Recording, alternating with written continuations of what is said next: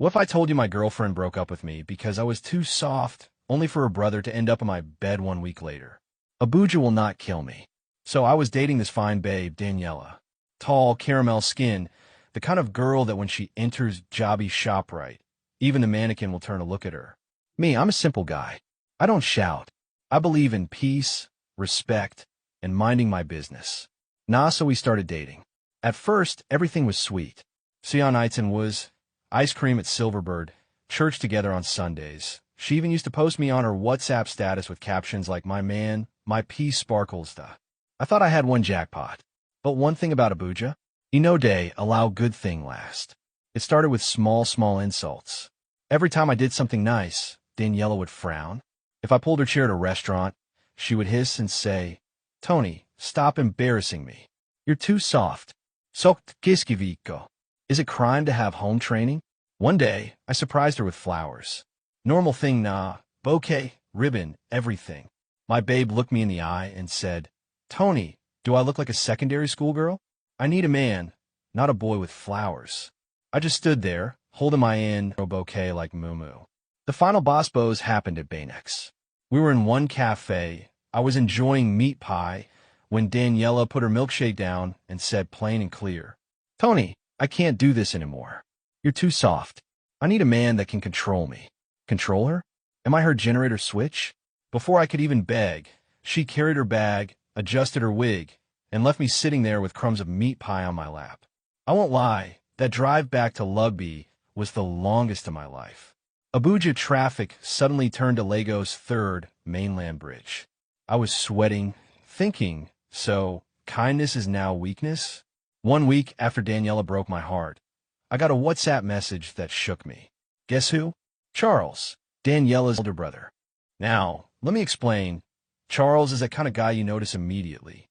Tall, dark, beard well carved, always smelling like imported cologne. Meanwhile, me, I'm just Tony. Cute fair boy, soft cheeks, boy next door vibes. I didn't even expect him to message me after the breakup. His text was straight to the point. "Guy, I'm coming to Abuja next week for a work seminar.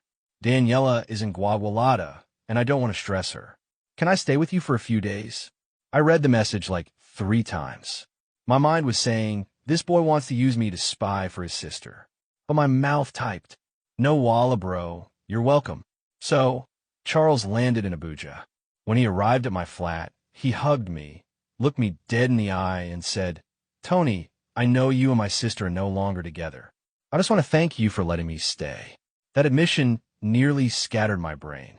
So he knew, and yet he still came? Anyway, I told him not to worry. Abuja men help each other.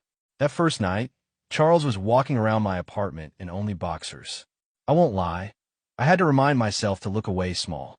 The guy carried confidence like he invented it. When it was time to sleep, we shared my bed. Abuja nights can deceive you. Hot at 9 p.m., then suddenly cold at 2 a.m. Around midnight, the breeze from my faulty fan made the room feel like Joss. And then it happened. Charles shifted closer. At first, I thought he just wanted space. Next thing, my guy wrapped his arm around me, pulling me close. Cuddling. I froze for a second. My mind screamed, "What is happening?" But my body? My body felt comfort I hadn't felt since Daniela left. Instead of pulling away, I stayed there. We didn't say a word. By morning, Charles was gone, off to his seminar before 7 a.m. No conversation, no awkwardness, nothing. That evening when he returned, he acted like nothing had happened. Me too, I acted along. We cooked, we laughed, we talked about Abuja rent walla. But inside me, I was carrying question mark the size of Osso Rock. Did he mean it? Was it just cold weather? Or was Charles trying to tell me something without saying it out loud? By the second night, the same cold Abuja breeze returned. This time, when Charles shifted closer, there was no hesitation. One moment our shoulders brushed, the next our lips met. It was brief at first, like an accident. But then it deepened, and before I knew it, we crossed a line I never thought I would cross with Daniela's brother. It felt strange, but also good. Too good. For the first time since Daniela left me, I didn't feel abandoned. I felt wanted. But just like the first night, Charles woke up before dawn, dressed quietly, and disappeared to his seminar as if nothing had happened. By the evening, I couldn't take it anymore. As we sat in the living room, I finally asked, Charles, we need to talk about what's happening between us. He froze, then gave a small laugh that wasn't really a laugh.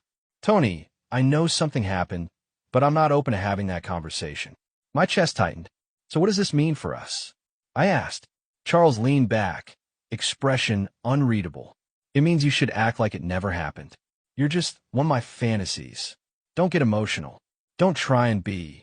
Those words cut deeper than Daniella's. You're too soft. The next morning, Charles didn't even wait for breakfast. He packed his bag quickly, thanked me for hosting him, and left without a backward glance.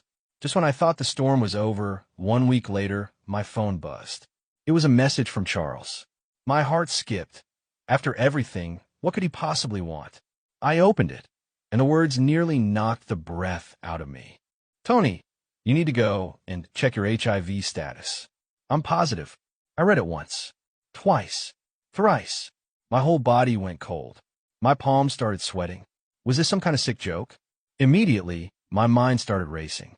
What if this was Daniella and Charles's plan all along? First, Daniella breaks up with me. Then Charles shows up out of nowhere. And now this message? Or was it really just a terrible coincidence? That night, I couldn't sleep. Every sound in the flat felt louder. Every thought felt heavier. The fear of going to the hospital, the fear of hearing the worst. It was like Abuja itself was pressing on my chest. And now, I'm stuck with the question, should I go and check my HIV status immediately, or should I just wait and pray Charles is lying? What do you think, my people? Thinking face. Do you believe this was Daniella and Charles's plan from the start? Or do you think Charles is telling the truth, but in his own selfish way? Most importantly, what should I do next? Drop your thoughts in the comments, and don't forget to like, share, and follow me so you don't miss the continuation of this story.